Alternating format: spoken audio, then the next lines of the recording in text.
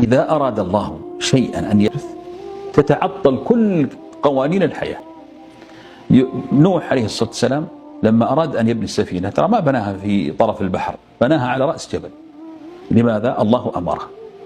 وإبراهيم الخليل يلقى في النار فلا تحرقه، وإسماعيل تمر السكين على رقبته فلا تقطعه، ويونس يسقط في بطن الحوت فلا يهضم، وأهل الكهف يجلسون 300 سنة لا ينبت ظفر ولا شعر.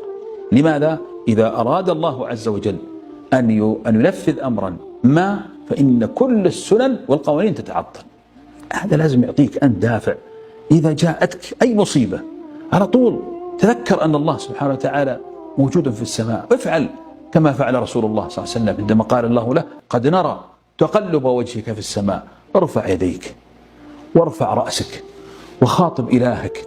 الله سبحانه وتعالى في السماء، اطلبه، ادعه واسأله كل شيء، اسأله أصعب شيء. والله إن الله لا يعجزه شيء في الأرض ولا في السماء.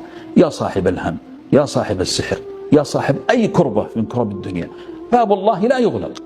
والله تعالى قد يبتليك لأنه يحب أن يسمع دعائك، فأكثر وأكثر، واعلم أن الوحيد الذي لا تسقط من عينه إذا سألته هو الله. كل البشر اسألهم أي حاجة تسقط من أعينهم إلا الله، تزداد في عينه جل جلاله ويحبك ويرعاك ويتولى أمرك.